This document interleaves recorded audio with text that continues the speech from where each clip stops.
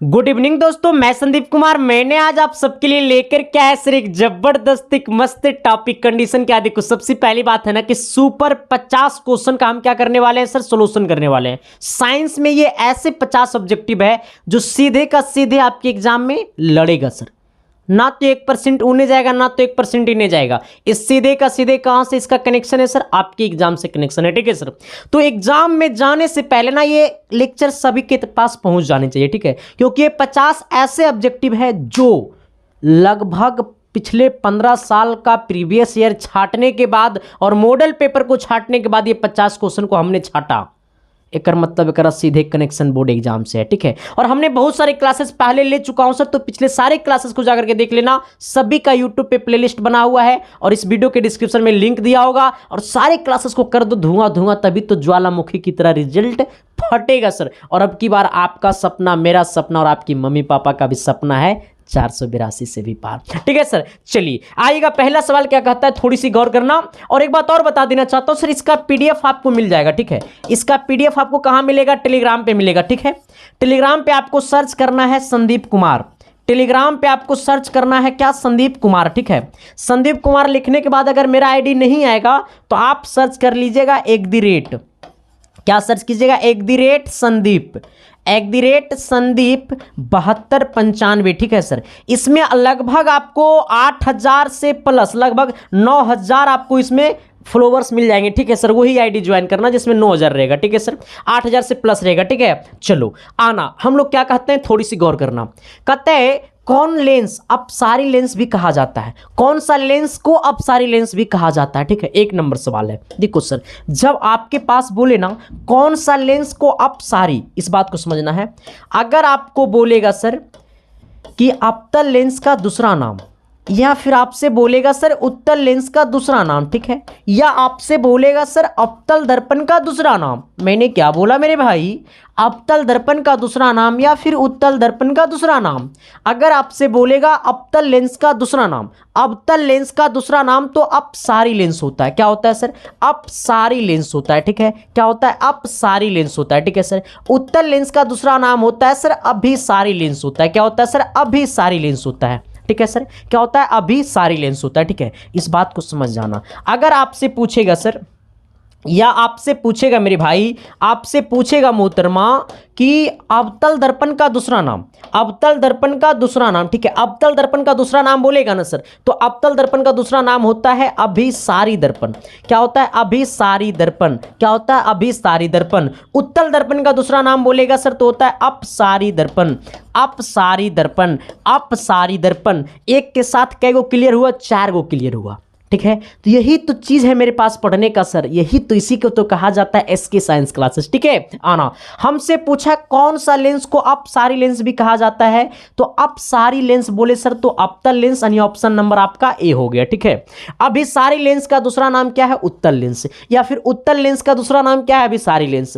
अवतल दर्पण का दूसरा नाम क्या है सर, अभिसारी दर्पण, या फिर अभिसारी दर्पण। उत्तल दर्पण का दूसरा नाम क्या है सर, अपसारी दर्पण। ठीक है, चलो सवाल नंबर 2 की तरफ हम लोग आते हैं। 2 नंबर सवाल क्या कहता है, देखो सवाल एकदम टेढ़ है सर। क्या बोले, टेढ़ है सर। हाँ, बस आना। कहता है सर क्या कि 2 नंबर की किस दृष्टि दोष को अवतल और उत्तल दोनों लेंसों से बने द्विफोक्सी लेंस द्वारा संशोधित किया जा सकता है। अच्छा देखो, कहता है सर कि अगर आपके पास निकट दृष्टि दोष होगा ना, आपके पास जब भगवान ना करे कि आपको हो जाए निकट दृष्टि दोष अगर आपको रहेगा ना सर, तो आपको अवतल लेंस का चश्मा लगाए। ठीक है, किस लेंस का चश्मा लगाएगा, आपको अवतल लेंस का चश्मा लगाएगा। आपको दूर दृष्टि दोष जब रहेगा सर आपके पास जब दूर दृष्टि दोष रहेगा सर, तो आपको लगाएगा उत्तल लेंस का चश्मा। किस लेंस का चश्मा लगाएगा, उत्तल लेंस का चश्मा लगाएगा। तो आप मेरी बात को समझिएगा, जब आपको जरा दृष्टि दोष रहेगा ना, तो आपको बाइफोकल लेंस के चश्मा का इस्तेमाल करेगा, बाइफोकल लेंस के चश्मे का इस्तेमाल करेगा। जो कि सर बाइफोकल लेंस जो होता है ना सर, ये बाइफोकल लेंस जो होता है वो उत्तल एवं अवतल लेंस दोनों लेंस से ये मिलके बनता है। तो यही सवाल में बोला है कि किस दृष्टि दोष को अवतल और उत्तल दोनों लेंसों लेंसों से बने द्विफोक्सी लेंस द्वारा संशोधित किया जा सकता है। तो जरा दृष्टि दोष जब होता है ना सर, तो वो इंसान को ना तो पास की वस्तु दिखाई देता है ना तो दूर की वस्तु दिखाई देता है। तो ऐसे केस में इसको खत्म करने के लिए सर एक बाइफोकल लेंस का इस्तेमाल किया जाता है, जो कि बाइफोकल लेंस अपने आप में उत्तल और अवतल लेंस का कम्युनिकेशन है। कोई दिक्कत, कोई परेशानी नहीं ना सर। देखो सवाल बोला टेढ़ से घुमाया, तो जरा दृष्टि, जरा दूर दृष्टि दोष या जरा दृष्टि दोष, ठीक है। चलो आ जाना क्वेश्चन नंबर 3 की तरफ आना। सर 3 नंबर सवाल क्या बोलता है सर, थोड़ी सी गौर करना। कहता है निम्नलिखित में कौन विद्युत विभवांतर का एसआई मात्रक है। जब बोले विभवांतर का एसआई मात्रक सर, तो आपको क्या मारना है, वोल्ट मारना है, यानी कहने का सेंस है ऑप्शन नंबर ए, ठीक है। आ जाना। अगर मैं आपको बोलूं सर कि ये ओम किसका मात्रक है, ओम जो मात्रक होता है सर वो आपको प्रतिरोध का एसआई मात्रक होता है, ठीक है। वोल्ट प्रति कूलम्ब ये किसका एसआई मात्रक है, एम्पियर किसका एसआई मात्रक है, एम्पियर बोले सर तो ये धारा का एसआई मात्रक है। मैं आपसे पूछता हूं वोल्ट प्रति कूलम्ब किसका एसआई मात्रक है। आना 4 नंबर। 4 नंबर बोलता है ना सर, थोड़ी सी गौर करना। शिद्दत से, प्यार से, मोहब्बत से तभी तो कहोगे तेरे आंखों में मेरा चेहरा दिखता है, बट अब जिंदगी लगता है सर कि मेरे को पहले पढ़ाई करनी चाहिए, ठीक है। आना कहता है सर क्या कि किसी विद्युत धारा वाही सीधी लंबी परिनालिका के भीतर चुंबकीय क्षेत्र, लंबी परिनालिका के भीतर चुंबकीय क्षेत्र, लंबी परिनालिका के भीतर चुंबकीय क्षेत्र। देखो क्या बोला है कि किसी विद्युत धारावाही सीधी लंबी परिनालिका के भीतर चुंबकीय क्षेत्र, तो शून्य होता है, नहीं रे बाबा। इसके सिरों की ओर जाने पर घटता है, नहीं रे बाबा। इसके सिरों की ओर जाने पे बढ़ता है, हाँ। इसके सिरों की ओर जाने पे क्या होता है, बढ़ता है सर, हाँ। हमसे पूछा है किसी विद्युत धारावाही सीधी लंबी परिनालिका के भीतर चुंबकीय क्षेत्र, तो इसके सिरों की ओर जाने पर बढ़ता है, इसके सिरों की ओर जाने पे क्या होता है, बढ़ता है सर, ठीक है। चलो आ जाना अगला क्वेश्चन की तरफ आना। अगला कहता है क्या सर, थोड़ी सी गौर करना। सवाल नंबर ये कितना होगा, सवाल नंबर ये कितना है सर, ये 5 नंबर सवाल है, ठीक है। कहता है ना कि Na2CO3 का जलीय विलयन का पीएच मान क्या है। ये देखो ये Na2CO3 जो है वो अपने आप में क्षारीय होता है। क्या होता है सर, ये क्षारीय होता है, और क्षारीय का जो पीएच मान होता है वो 7 से अधिक होता है, 7 से अधिक होता है, ठीक है। तो Na2CO3 का रासायनिक नाम क्या है, इसका रासायनिक नाम आप लोग थोड़ी सी शिद्दत से, प्यार से कमेंट कर दीजिएगा। रासायनिक नाम कमेंट कर दो। Na2CO3 का रासायनिक नाम क्या होता है, कमेंट करोगे, नहीं करोगे। और जो शिद्दत से, प्यार से, मोहब्बत से सही कमेंट कर देगा ना, तो पक्का हम अपना साली को उसकी नीलामी कर देंगे। हाँ कोई दिक्कत सर, समस्या नहीं ना। तो क्षारीय का पीएच मान 7 से अधिक होता है, अम्लीय का पीएच मान 7 से कम होता है, यानी कहने का सेंस है ऑप्शन नंबर बी। आइएगा सवाल नंबर 6 की तरफ। कहता है सर क्या कि बॉक्साइड किस धातु का महत्वपूर्ण एक्स है। बॉक्साइड किस धातु का महत्वपूर्ण एक्स है, तो ये एल्युमिनियम धातु का महत्वपूर्ण एक्स है। आना सवाल नंबर कितना, 7 की तरफ। कहता है एसिटिक अम्ल का आईपीएसी नेम, एसिटिक अम्ल का आईपीएसी नेम, एसिटिक अम्ल का आईपीएसी नेम। अच्छा इस बात को समझना है आपको कि एसिटिक अम्ल का जो आईपीएसी नेम होता है सर वो हमारा होता है क्या, एथेनोइक अम्ल। क्या होता है इसका आईपीएसी नेम, आईपीएसी नेम जो होता है सर वो हमारा होता है एथेनोइक। एथेनोइक क्या होता है, एथेनोइक, एथेनोइक, एथेनोइक, ठीक है। एथेनोइक अम्ल होता है, ठीक है। हमने क्या बोला, एथेनोइक अम्ल। अच्छा एसिटिक अम्ल का सूत्र क्या होता है, CH3COOH। एसिटिक अम्ल का सूत्र होता है CH3COOH, ठीक है। तो अगर कहीं कहीं आपको CH3COOH किसका सूत्र होता है, एसिटिक अम्ल का सूत्र होता है। अब पूछेगा सर कि इसका आईपीएसी नेम क्या है, तो इसका आईपीएसी नेम होता है एथेनोइक अम्ल होता है, ठीक है। तो एसिटिक अम्ल का सूत्र क्या होता है, CH3COOH। एक्चुअली में ये पूछता है, पूछेगा इसका आईपीएसी नेम क्या होगा, तो एथेनोइक अम्ल होगा। क्या होगा, एथेनोइक अम्ल होगा। तो क्या मैंने जो बोला वो चमका ना जी, थोड़ा एस या नो तो बोलिए ना जी। तो सवाल नंबर 8 की तरफ बढ़िए ना जी। आइएगा, हमने बोला सर कि आधुनिक आवर्त सारणी आवर्त नियम के अनुसार तत्वों का गुण धर्म है क्या। आधुनिक जब बोलेगा ना सर, ये आधुनिक जब बोलेगा ना तो परमाणु संख्या पर, जब आधुनिक बोलेगा तो इसका जो तत्व का जो संख्या है वो परमाणु संख्या पे आधारित है।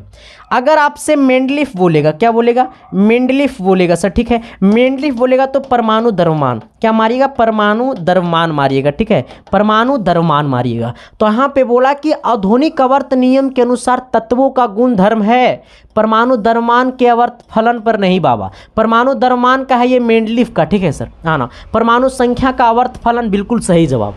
मेंडलीफ का जो पीरियोडिक टेबल है सर वो परमाणु संख्या पे आधारित है, परमाणु साइज का नहीं सर, परमाणु आयतन का नहीं सर, परमाणु संख्या का फलन पर है, ठीक है, मेंडलीफ का आधुनिक का, ठीक है।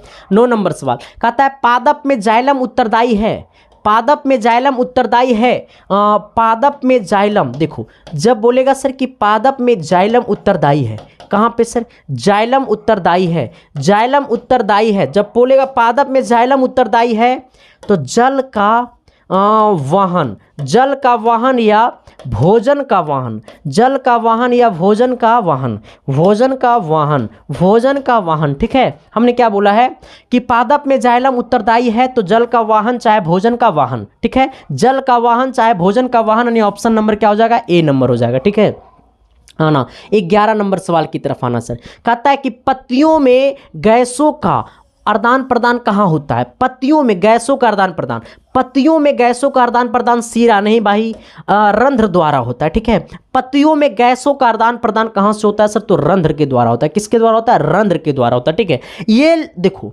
शिद्दत से, प्यार से, मोहब्बत से पहले आप ये बता देना कि ये क्लास आपको कैसा लग रहा है सर। अगर आपके अंदर क्षमता है सर, हाथ काम करता है मेरे भाई, तो कमेंट करके बता दो ना रे मास्टर को, मास्टर को मोटिवेशन मिलता है सर जी, हाँ मास्टरवा तेरे ऊपर तो चलता है सर जी, आना। कहता है क्या सर कि कौन सा पादप हार्मोन पत्तियों के मुरझाने के लिए उत्तरदायी है, कौन सा पादप हार्मोन है जो पत्तियों के मुरझाने के लिए उत्तरदायी है, कहता है कौन सा पादप हार्मोन है जो पत्तियों के मुरझाने के लिए उत्तरदायी है, ऑक्सीन, साइटोकाइनिन, एब्सिसिक अम्ल, जिबेरेलिन गलत बात है, एब्सिसिक गलत बात है, साइटोकाइनिन गलत बात है, ऑक्सीन है, क्या है सर, ये ऑक्सीन है जो पत्तियों के मुरझाने में काम करता है। ये 11 नंबर सवाल था, ठीक है। चलो तो 11 का सटीक आंसर क्या होगा, ऑक्सीन होगा। 12 नंबर सवाल की तरफ हम लोग आते हैं, कहता है अलैंगिक जनन मुकुलन द्वारा होता है ईस्ट में, अलैंगिक जनन मुकुलन द्वारा होता है, ये 12 नंबर हमें बोला है अलैंगिक जनन मुकुलन द्वारा होता है कहाँ, तो ईस्ट में। जैसी बोलेगा मुकुलन मार देना घपसना ईस्ट में, मुकुलन ईस्ट में, मुकुलन ईस्ट में, मुकुलन ईस्ट में, ठीक है। चलो आना अगला सवाल की तरफ, 13 नंबर सवाल की तरफ आना, कहता है लिंग गुण सूत्र का पूर्ण जोड़ पाया जाता है। देखो सर जब बोलेगा ना सर कि पूर्ण जोड़ किस में पाया जाता है, कहाँ पूर्ण जोड़ किस में पाया जाता है, तो मानव कोशिका में। देखो इस बात को आपको समझना है, मानव कोशिका में टोटल 23 जोड़ पाया जाता है। कितना पाया जाता है सर, 23 जोड़ पाया जाता है, ठीक है। मानव कोशिका में टोटल 23 जोड़ा पाया जाता है सर, 23 जोड़ गुणसूत्र पाया जाता है, ठीक है। आना गुणसूत्र पाया जाता है सर, जो कि 22 जोड़ जो गुणसूत्र होता है सर वो आपको होता है किसमें, 22 जोड़ जो होता है सर वो होता है कायिका में। किसमें होता है सर, ये आपको होता है कायिका में। किसमें होता है सर, ये कायिका में होता है। एक जोड़ जो गुणसूत्र होता है सर वो होता है किसमें, एक जोड़ जो गुणसूत्र होता है सर वो होता है लिंग गुणसूत्र, ठीक है। किसमें होता है सर, ये आपको होता है लिंग गुणसूत्र, ठीक है। आना किसमें होता है सर, ये लिंग गुणसूत्र होता है, ठीक है। आप जरा बता देना मेरे भाई, जब बोलेगा नर का गुणसूत्र, ठीक है, नर का गुणसूत्र, ठीक है, तो आपको होगा एक्स और वाई दोनों, ठीक है। अगर आपको बोलेगा सर कि मदा गुणसूत्र, ठीक है, मदा का गुणसूत्र, तो मदा का गुणसूत्र होगा आपको एक्स और एक्स, ठीक है। हमने क्या बोला है सर कि मानव कोशिका में, किसमें, मानव कोशिका में टोटल 23 जोड़ा गुणसूत्र होता है। आपसे पूछेगा बोर्ड एग्जाम में कि टोटल मानव कोशिका में कितना जोड़ा गुणसूत्र होता है, तो मानव कोशिका में टोटल 23 जोड़ा गुणसूत्र होता है, जहां पे 22 जोड़ा जो होता है वो कायिका में होता है सर, और एक जोड़ जो होता है सर वो होता है लिंग गुणसूत्र, ठीक है। जो कि नर गुणसूत्र में जो होता है एक्स वाई होता है सर, और मदा में होता है एक्स और एक्स। यानी कहने का सेंस है सर कि लिंग गुणसूत्र पूर्ण जोड़ पाया जाता है किसमें, तो स्त्रियों में पाया जाता है सर, ठीक है। चलो यहां तक इसको पक्का नोट कर लेना सर, ठीक है, क्योंकि इससे पक्का मामला फंसने वाला है। अगला सवाल कहता है कि निम्नलिखित में कौन उत्तल दर्पण की फोकस दूरी जिसकी वक्रता त्रिज्या 32 सेंटीमीटर है। देखो सर, उत्तल दर्पण बोला है ना सर, कौन दर्पण बोला है? उत्तल दर्पण। तो इस बात को आपको समझना है कि उत्तल दर्पण का देखो ऐसे होता है, ठीक है, ये उत्तल दर्पण ऐसा, ठीक है, ये रुक जा, ये उत्तल दर्पण ऐसे नहीं, उत्तल दर्पण ऐसे होता है, ठीक है सर, आ जाना। उत्तल दर्पण ऐसे होता है, यहाँ से जाता है, तो ये वाला इसका फोकस कहलाता है, ये वक्रता केंद्र कहलाता है, ठीक है, आ जाना। तो उत्तल दर्पण का जो फोकस होता है ना, उत्तल दर्पण का जो फोकस होता है वो प्लस में होता है, ठीक है, तो हमें फोकस में प्लस होता है और वक्रता त्रिज्या भी प्लस में होता है 32, ठीक है, 32 दिया हुआ वक्रता त्रिज्या, हमसे पूछा फोकस, तो वक्रता त्रिज्या का आधा होता है फोकस, यानी प्लस कितना हो जाएगा? 16 हो जाएगा। उत्तल दर्पण की फोकस जो होती है वो धनात्मक होती है, तो जब धनात्मक होती है तो उसका वक्रता त्रिज्या भी धनात्मक होता है। वक्रता त्रिज्या 32 है तो उसका फोकस आधा हो जाता है, तो 32 का आधा 16 यानी प्लस 16 सेंटीमीटर होगा। अगर यही होता सर अवतल दर्पण की फोकस, हमें अगर दिया होता अवतल दर्पण की फोकस तो वो ऋणात्मक होता, ठीक है। चलो आ जाना अगला। अगला कहता है सर कि नेत्र में प्रवेश करने वाली प्रकाश किरणों का अधिकांश अपवर्तन होता है कहाँ? तो कॉर्निया के बाहरी पृष्ठ पर होता है सर, ठीक है। हमें क्या बोला है सवाल कि नेत्र में प्रवेश करने वाली प्रकाश की किरणों का अधिकांश अपवर्तन होता है तो कॉर्निया के बाहरी पृष्ठ पर। कहाँ होता है? कॉर्निया के बाहरी पृष्ठ पर। कहाँ होता है? कॉर्निया के बाहरी पृष्ठ पर। कहाँ होता है? कॉर्निया के बाहरी पृष्ठ पर, ठीक है। चलो आ जाना सर, अगला सवाल की तरफ आना। अगला कहता है सर कि भारत में उत्पादित प्रत्यावर्ती विद्युत, कहता है सर कि भारत में उत्पादित प्रत्यावर्ती विद्युत धारा की आवृत्ति, जब आपसे पूछेगा विद्युत धारा की आवृत्ति, क्या पूछेगा? विद्युत धारा की आवृत्ति। जब आपसे पूछेगा आवृत्ति तो 50 Hz मारना सर, ठीक है। अगर पूछेगा वोल्ट में सर तो 220 वोल्ट मारना, ठीक है। कितना मारना? 220 वोल्ट, ये पक्का आएगा सर, ठीक है। तो भारत में उत्पादित प्रत्यावर्ती विद्युत धारा की आवृत्ति तो 50 Hz, अगर वोल्ट में पूछेगा सर तो 220 वोल्ट, ठीक है। चलो अगला कहता है सर कि 1 माइक्रो एम्पियर विद्युत धारा निम्नलिखित में कौन सी है? 1 माइक्रो एम्पियर विद्युत धारा निम्नलिखित में से कौन सी है? तो 10⁶ एम्पियर। 1 माइक्रो एम्पियर विद्युत धारा निम्नलिखित में से कौन सी है? तो 10⁶ एम्पियर, ठीक है। चलो अगला सवाल की तरफ आना। अगला सवाल कहता है सर, थोड़ी सी शिद्दत से आना, कि घरेलू विद्युत परिपथ में उदासीन तार का रंग होता है, कौन सा तार का? हमसे पूछा है सर ये उदासीन तार का रंग, ठीक है। उदासीन तार का रंग होता है काला। कैसा होता है? काला। कैसा होता है? काला। जैसा तुम्हारा मुंह हो जाएगा काला। हाँ, नहीं रिजल्ट अच्छा दोगे ना सर तो मार्केट में आपका मुंह काला ही हो जाएगा, ठीक है सर। हाँ ना, कहता है सर थोड़ी सी क्या गौर करना, शिद्दत से, प्यार से, मोहब्बत से। देखो सर, अच्छा ये क्या है? ये कौन सी अभिक्रिया है? शिद्दत से, प्यार से, मोहब्बत से बता देना सर ये कौन सी अभिक्रिया है। कौन कौन बताएगा? जो बता देगा ना अच्छा से उसको हम पक्का अपनी तरफ से गिफ्ट देंगे सर। देखो कहता है क्या सर, क्या देखो, यहाँ से ये टूटा सर, तो इसका मतलब क्या होगा? विस्थापन अभिक्रिया होगा। ये तो कोई बता देगा सर, ठीक है। चलो एक्चुअली हम ये पढ़ाए भी थे, ठीक है। विस्थापन का परिभाषा जो लोग जानता होगा ना, इसका आंसर तुरंत ही कर दिया होगा।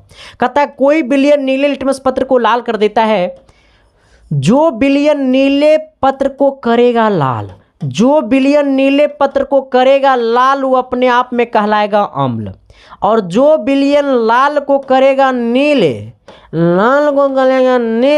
तो कहलाएगा क्षारीय। कहाँ कहलाएगा? क्षारीय, ठीक है। तो जो नीले को करेगा लाल तो कहलाएगा अम्ल, और अम्ल का पीएच मान 7 से कम, ठीक है। जो कोई बिलियन नीले पत्र को करेगा लाल, तो नीले को करेगा लाल कहलाइस अम्ल, अम्ल कहलाइस शक्कर, मतलब पीएच मान 7 से कम, और पीएच मान 7 से कम बोले तो सिर्फ और सिर्फ 5 है, ठीक है। तो हमारा ऑप्शन क्या हो जाएगा? ए हो जाएगा, आना। और अगर क्षारीय होगा सर तो इसका पीएच मान 7 से अधिक, ठीक है। उदासीन का पीएच मान 7 के बराबर। चलो अगला कहता ऑक्जेलिक अम्ल का प्राकृतिक स्रोत निम्नलिखित में कौन है? देखो सर, अच्छा इस बात को समझना पहले कि आप टमाटर में कौन सा अम्ल पाया जाता है? टमाटर में ऑक्जेलिक अम्ल ही पाया जाता है। आप जरा बताइएगा मेरे भाई कि इमली में कौन सा अम्ल पाया जाता है? इमली में कौन सा अम्ल पाया जाता है? शिद्दत से, प्यार से, मोहब्बत से बता दो मेरे यारों कि इमली में कौन सा अम्ल पाया जाता है। सिरका में कौन सा अम्ल पाया जाता है, संतरा में कौन सा अम्ल पाया जाता है। अगर आपको याद नहीं है ना सर तो रासायनिक की भाषा एगो बुक आता है, इसमें आपको सब दिया रहेगा सर। देखो इसको रासायनिक की भाषा नु पढ़ना चाहिए, बहुत अच्छी बुक है सर। मतलब केमिस्ट्री को ना मतलब बहुत अच्छा चीज़ को देखो यहाँ सब लिखा हुआ है। सिरका में एसिटिक अम्ल पाया जाता है, देखो सब कुछ लिखा हुआ है, ठीक है। सिरका में कौन सा अम्ल पाया जाता है सर, सिरका में आपको एसिटिक अम्ल पाया जाता है, ठीक है। एसिटिक अम्ल पाया जाता है, ठीक है। एसिटिक अम्ल पाया जाता है, रासायनिक की भाषा को बुक आता है, ठीक है। इमली में देखो कौन सा अम्ल पाया जाता है सर, इमली बोले चाहे अंगूर बोले, ठीक है। इमली बोले चाहे अंगूर बोले, ये दोनों में जो पाया जाता है सर वो आपको क्या टर्टरिक अम्ल पाया जाता है, ठीक है। कौन अम्ल पाया जाता है सर, टर्टरिक अम्ल पाया जाता है, ठीक है। आना अगर आपसे पूछेगा संतरा में कौन सा अम्ल पाया जाता है सर, तो ये संतरा बोले चाहे क्या बोले सर, संतरा बोले सर नारंगी, इसको ना साइट्रिक अम्ल होगा, इसका क्या होगा, साइट्रिक अम्ल होगा, क्या होगा, साइट्रिक अम्ल होगा, ठीक है। तो एक रासायनिक की भाषा आता है सर, देखो इसमें सब कुछ लिखा रहता है साफ शब्दों में, इसका देखो बैकग्राउंड ऐसा रहता है फिर इसका, ठीक है।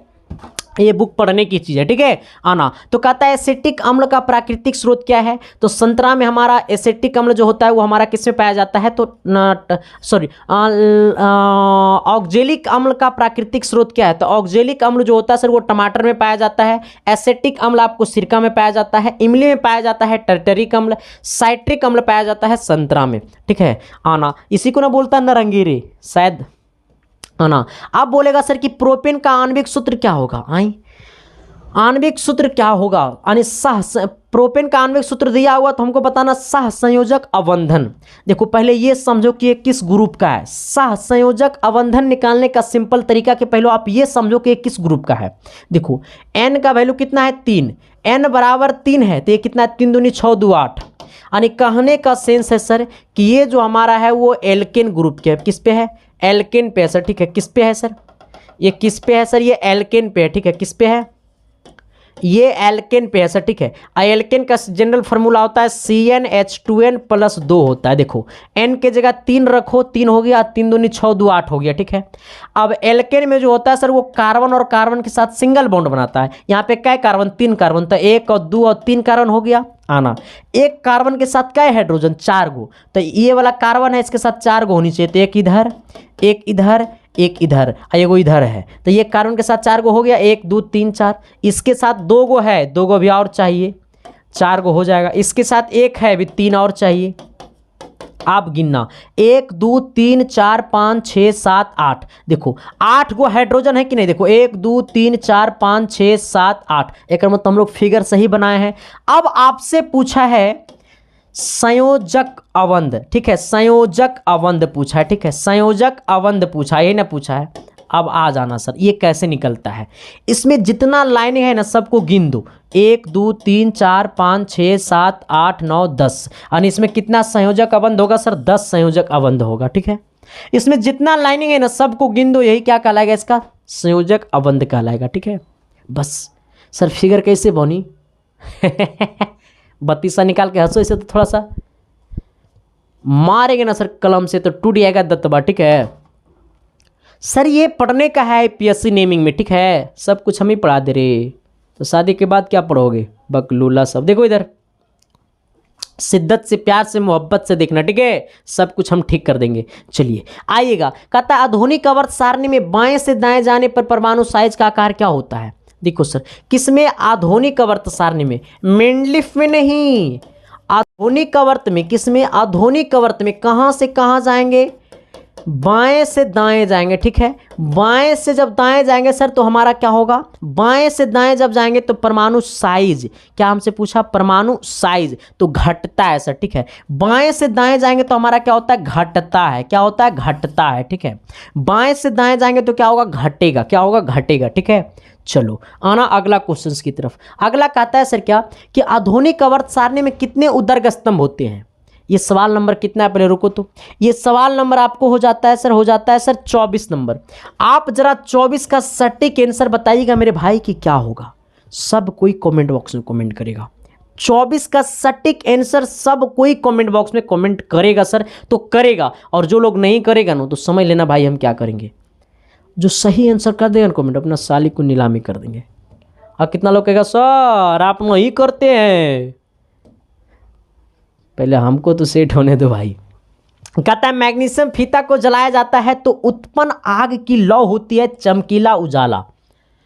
जब मैग्नीशियम फीता को जलाया जाता है तो इसका उत्पन्न लौ जो होती है सर वो कैसा होती है, चमकीला और उजाला होती है। ठीक है, कैसा कैसा होती है, चमकीला और उजाला होती है। ठीक है, अगला अगला कहता है सर कि मस्तिष्क का कौन सा भाग शरीर की स्थिति तथा संतुलन का क्या बोलता है, अनुरक्षण करता है। देखो कहता मस्तिष्क का कौन सा भाग शरीर की स्थिति तथा संतुलन का अनुरक्षण करता है, तो अनुमस्तिष्क करता है। क्या करता है, अनुमस्तिष्क करता है। ठीक है, हमसे पूछेगा मस्तिष्क का कौन सा भाग शरीर की स्थिति तथा संतुलन का अनुरक्षण करता है, तो अनुमस्तिष्क करता है। कौन करता है, अनुमस्तिष्क करता है। ठीक है, चलो आना अगला क्वेश्चन की तरफ। कहता है ना हाइड्रा में प्रजनन की विधि निम्नलिखित में कौन है, हाइड्रा में प्रजनन की विधि निम्नलिखित में कौन है, तो मुकुलन है। ठीक है, हाइड्रा में प्रजनन की विधि निम्नलिखित में कौन है, तो मुकुलन है। हाइड्रा में प्रजनन की विधि निम्नलिखित में कौन है, तो मुकुलन है। ठीक है, आना कहता है सर कि पुष्प का कौन सा भाग परागकण बनाता है, ये पुष्प का कौन सा भाग परागकण बनाता है, तो पुंकेसर। पुष्प का कौन सा भाग परागकण बनाता है, तो पुंकेसर। क्या बनाता है, पुंकेसर। ठीक है, चलो आना अगला क्वेश्चन की तरफ। अगला क्वेश्चन कहता है ना सर कि स्त्रियों में लिंग गुणसूत्र का युग्म होता है। जस्ट हमने आपको पढ़ाया सर कि स्त्रियों में जो होता है सर वो XX होता है। ठीक है, चलो आना अगला क्वेश्चन की तरफ। और X और Y क्या होता है, मर्द में होता है। कहता है सर कि दो तांत्रिक कोशिकाओं के मध्य खाली स्थान को क्या कहते हैं, दो तांत्रिक कोशिकाओं के मध्य खाली स्थान को क्या कहते हैं, तो सिनपेस कहते हैं। क्या कहते हैं, सिनपेस कहते हैं। दो तांत्रिक कोशिकाओं के मध्य खाली स्थान को क्या कहते हैं, सिनपेस कहते हैं। क्या कहते हैं सर, सिनपेस कहते हैं। ठीक है, चलो अगला क्वेश्चन की तरफ आना। अगला कहता है सर कि निम्न में से उत्तम ऊर्जा स्रोत कौन सा है। आए अच्छा ये भी हमको बताना पड़ेगा, ये हमको नहीं बताना चाहिए था सर। ये सवाल नंबर कितना 39 है, नहीं 31 नंबर सवाल है। आप जरा 31 का शिद्दत से प्यार से मोहब्बत से कमेंट कर देना सर, सवाल बड़ा गजब है सर। कहता है सर क्या निम्न में कौन उत्तम ऊर्जा का उत्तम स्रोत है, उत्तम ऊर्जा स्रोत कौन सा है, लकड़ी, कोयला, पेट्रोलियम, बायोगैस। ये बायोगैस है। ठीक है, बायोमास नहीं, बायोगैस समझना। ठीक है, कहता है सल्फर परमाणु की 72 कक्षा में इलेक्ट्रॉनों की संख्या कितनी होती है। सल्फर परमाणु के 72 कक्षा में आ जाना। पहले सल्फर का S होता है और सल्फर की परमाणु संख्या 16 होता है सर। सल्फर का S होता है, परमाणु संख्या कितना होता है, 16 होता है। आने देखो 1s2 और 2s2 और 2p6 और 3s2 और 3p कितना 3p कितना, देखो 2 2 4 और 4 और 6 10 10 और 2 12 12 4 कितना 16। कोई दिक्कत, कोई कठिनाई, कोई प्रॉब्लम, कोई समस्या नहीं होने देंगे। ये हो गया सल्फर का हमारा क्या मतलब इसका हम बना दिए गथी सर, क्या बोलता है इसको, हाँ चलो ना, हाँ इसका लिख दिए। अब सोचना 16 था, 16 लिख दिए। अब पूछा 72 कक्षा में, देखो तो सेम सेल देखना 3 3 और 3 तो सर 3 में 2 इलेक्ट्रॉन और यहाँ पे 4 इलेक्ट्रॉन, यानी टोटल कितना इलेक्ट्रॉन 6 इलेक्ट्रॉन। तो परमाणु के सल्फर के परमाणु में 72 कक्षा इलेक्ट्रॉनों की संख्या 6 होती है। पहले इसका ये कॉन्फ़िगरेशन लिखना पड़ेगा इसका, ठीक है ना। अब देखो विन्यास जिसको हम लोग कहते हैं हिंदी में इलेक्ट्रॉनिक विन्यास। अब देखो सर यहाँ भी 3 यहाँ भी 3, तो 3 सेम 3 3 वाला को तो गिनना पड़ेगा सर। यहाँ 3 के साथ 3s के साथ 2 इलेक्ट्रॉन और 3p के साथ 4 इलेक्ट्रॉन, तो 4 और 2 कितना 6 इलेक्ट्रॉन। सल्फर परमाणु के 72 कक्षा में से 6 इलेक्ट्रॉन होता है।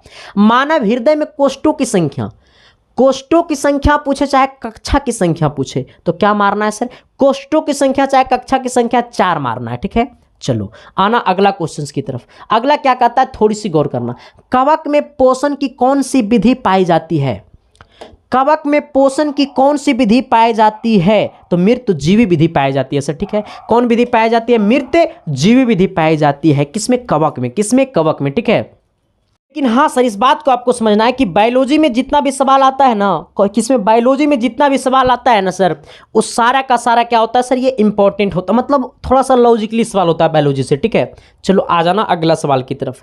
अगला क्या कहता है, थोड़ी सी गौर करना सर, शिद्दत से, प्यार से, मोहब्बत से। ठीक है, कहता है निम्न में कौन किस लेंस की फोकस दूरी धनात्मक होती है? अच्छा, किस लेंस की फोकस दूरी धनात्मक होती है? शिद्दत से, प्यार से, मोहब्बत से कमेंट बॉक्स में क्या कर दो, कमेंट कर दो सर। बोलेगा फोकस धनात्मक तो उत्तर लेंस मारना, ठीक है। चलो आ जाना अगला।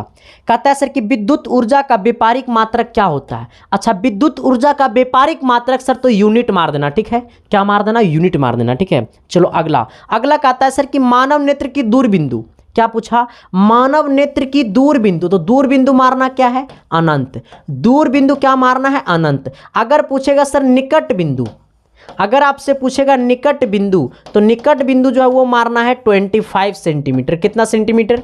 आपको मारना है 25 सेंटीमीटर। कितना सेंटीमीटर मारना है? 25 सेंटीमीटर, ठीक है।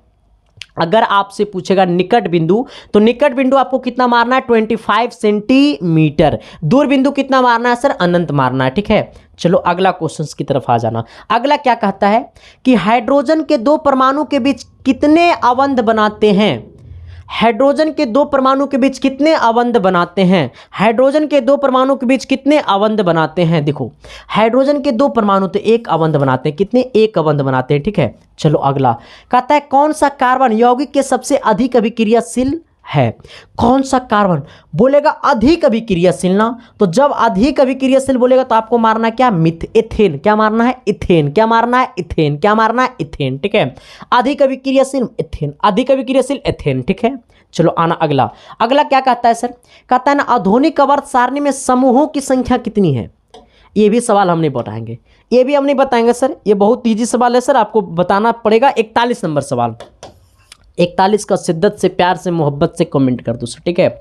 चलो आ जाना। अगला क्वेश्चन कहता है ग्लूकोज के एक अणु में ऑक्सीजन के कितने परमाणु होते हैं? देखो सर, C6H12O6 ये ग्लूकोज का सूत्र होता है। हमसे पूछा ऑक्सीजन में कितने परमाणु होते हैं, तो ऑक्सीजन के साथ 6 परमाणु होता है। पूछेगा कार्बन के साथ कितने होते हैं, तो 6 होते हैं। हाइड्रोजन के साथ कितने होते हैं, तो 12 होते हैं, ठीक है सर। चलो हमसे पूछा ऑक्सीजन के साथ, तो 6 हो गया। अगला क्या कहता है? अगला कहता है शुद्ध जल का पीएच मान। शुद्ध जल का पीएच मान कितना होता है? 7 होता है। शुद्ध जल का पीएच मान कितना होता है? 7 होता है। कहता है किस वर्ण रंग का तरंगदैर्घ्य अधिक? देखो सर, बड़ा होता है। अच्छा देखो, तरंगदैर्घ्य हमसे क्या पूछा? तरंगदैर्घ्य, ठीक है। तरंगदैर्घ्य जब बोलेगा ना सर, तो जो रंग कम विचलन करता है प्रिज्म में, देखो इस प्रकार से देखो, इस प्रकार से जो सबसे कम विचलन करता है वो है लाल, और सबसे अधिक जो विचलन करता है सर वो क्या है? बैगनी। क्या है वो? बैगनी, ठीक है। तो इस बात को समझना है कि जो सबसे कम विचलन करेगा उसका तरंगदैर्घ्य, इसका तरंगदैर्घ्य सबसे अधिक ज़्यादा होता है, इसका तरंगदैर्घ्य सबसे ज़्यादा होता है, ठीक है। आना। और जो अधिक विचलन करता है इसका तरंगदैर्घ्य क्या होता है? कम होता है। हमसे पूछा सबसे बड़ा तरंगदैर्घ्य, तो सबसे बड़ा तरंगदैर्घ्य किसका होगा? लाल का। क्यों? क्योंकि लाल जो है वो कम विचलन करता है, लाल जो है वो कम विचलन करता है, इसीलिए इसका तरंगदैर्घ्य क्या होगा? ज़्यादा होगा। और लाल रंग जो है सर वो दूरिये से दिखाई देगा, लेकिन आपको सर बैगनी उतना दूर से दिखाई नहीं देगा, इसीलिए इसका तरंगदैर्घ्य क्या होता है? ज़्यादा होता है, ठीक है। तो जो कम विचलन करेगा उसका तरंगदैर्घ्य सबसे ज़्यादा होगा, और जो सबसे ज़्यादा विचलन करेगा उसका तरंगदैर्घ्य सबसे कम होगा। कहता है फ्लेमिंग के बाह्य हस्त नियम में बाएं हाथ की तर्जनी संकेत करती है। देखो, बाएं हाथ की तर्जनी जो होती है ना सर, वो बाएं हाथ की तर्जनी, क्या? तर्जनी। बाएं हाथ की जो तर्जनी होती है ना सर, वो आपको चुंबकीय क्षेत्र को इंडिकेट करता है। किसको? चुंबकीय क्षेत्र की दिशा को, ठीक है। चुंबकीय क्षेत्र की दिशा को, ठीक है। आना। लेकिन सर जो माध्यमा होता है ना, वो आपको धारा की दिशा को इंडिकेट करता है, ठीक है। और जो अंगूठा होता है ना, अंगूठा जो होता है सर वो आपको बल की दिशा को इंडिकेट करता है, ठीक है। बल की दिशा को इंडिकेट करता है, ठीक है। आपसे पूछेगा कि फ्लेमिंग के बाएं हस्त का नियम अंगूठा किसे इंडिकेट करता है, तो धारा पर लगने वाली बल की दिशा को इंडिकेट करता है, ठीक है। धारा पे लगने वाली बल की दिशा को इंडिकेट करता है अंगूठा। पूछेगा माध्यमा किसको इंडिकेट करता है, तो माध्यमा जो होता है सर वो धारा की दिशा को बताता है, ठीक है। तर्जनी जो होता है ना सर, वो हमें चुंबकीय क्षेत्र की दिशा को बतलाता है, ठीक है। किसको बतलाता है? चुंबकीय क्षेत्र की दिशा को बतलाता है। ऑप्शन नंबर बी होगा। कहता है समजात अंगों का उदाहरण है हमारा हाथ, कुत्ते का अग्रपाद, ठीक है। कहता है समजात अंगों का उदाहरण है हमारा हाथ, कुत्ते का अग्रपाद, ठीक है। चलो आना अगला कहता है सर कि टिंडल प्रभाव प्रकाश के कौन सी परिघटना पर प्रदर्शित करता है। कौन सी परिघटना को प्रदर्शित करता है। देखो जब बोलेगा टिंडल प्रभाव, क्या बोलेगा टिंडल प्रभाव, तो प्रकाश का परिकिरणन, किस पे, प्रकाश का परिकिरणन पे, ठीक है। जब बोलेगा टिंडल प्रभाव प्रकाश का परिकिरणन, झटके में मारना, टिंडल प्रभाव प्रकाश का परिकिरणन झटके में मारना सर, ठीक है, एकदम झटके में मारना, ठीक है। अगला कहता है विरंजक चूर्ण का रासायनिक सूत्र क्या होता है। विरंजक चूर्ण का रासायनिक सूत्र क्या होता है। विरंजक चूर्ण का रासायनिक सूत्र क्या होता है। 48 नंबर सवाल, ठीक है। इसको शिद्दत से, प्यार से, मोहब्बत से कमेंट कर दो सर, ये तो आपको बताना ही पड़ेगा। कहता दाएं हाथ का दांत को साफ करने के लिए दांत मंजन प्राय होता है। अच्छा देखो हम लोग का जो दांत मंजन जो होता है ना सर, हम जिसको हम लोग दांत साफ करने के लिए इस्तेमाल करते हैं, तो वो दांत मंजन हमें क्या होता है, हमारा क्षारीय होता है। दांत मंजन क्या होता है, क्षारीय होता है, ठीक है। तो हम लोग का जो दांत हम लोग साफ करते हैं उसका क्या होता है, वो क्षारीय होता है, ठीक है।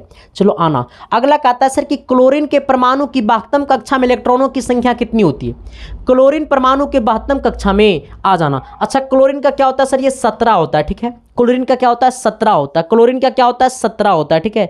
आ जाना। अब जब बोलेगा सर क्लोरीन का 17 होता है तो आपको सबसे पहले क्लोरीन का क्या करना पड़ेगा, बनाना पड़ेगा सर, ठीक है। क्या बनाना पड़ेगा, स्ट्रक्चर बनाना पड़ेगा, ठीक है। आ जाना इधर। देखो क्लोरीन Cl बोले तो, ठीक है, क्लोरीन का कितना होता है, 17, मतलब Cl है, ठीक है। क्लोरीन बोले तो Cl मतलब कितना, 17 होता है, ठीक है। कितना होता है, 17 होता है, ठीक है। आ जाना। इसको बोलेंगे 1s2 2s2 2p6 3s2 और 3p कितना, 6 नहीं 5 होगा। 5 और 2 7 और 7 6 कितना, 13 13 2 कितना, 13 2 हो गया 15 15 2 17, ठीक तो हो गया। आना अब हमें पूछा 72 कक्षा में इलेक्ट्रॉनों की संख्या, तो अंतिम कक्षा में 3 और 3 वाले ग्रुप है, 3 और 3 वाले ग्रुप है। इसमें 2 इलेक्ट्रॉन है, इसमें 5 इलेक्ट्रॉन है, 5 और 2 कितना हो गया, टोटल 7 इलेक्ट्रॉन हो गया।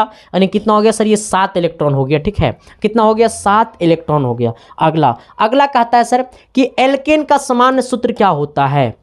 हमसे किसका पूछा सर, एल्केन का पूछा, ठीक है। आपसे इसका भी पूछ सकता है, एल्किन का, आपसे इसका भी पूछ सकता है सर ये एल्काइन का, ठीक है। आना एल्किन का पूछेगा तो CnH2n प्लस 2 बोलना।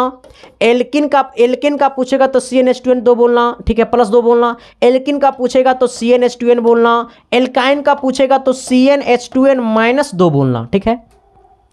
एल्केन का पूछेगा तो CnH2n प्लस 2 बोलना। एल्किन का पूछेगा तो CnH2n बोलना। एल्काइन का पूछेगा तो CnH2n माइनस 2 बोलना, ठीक है।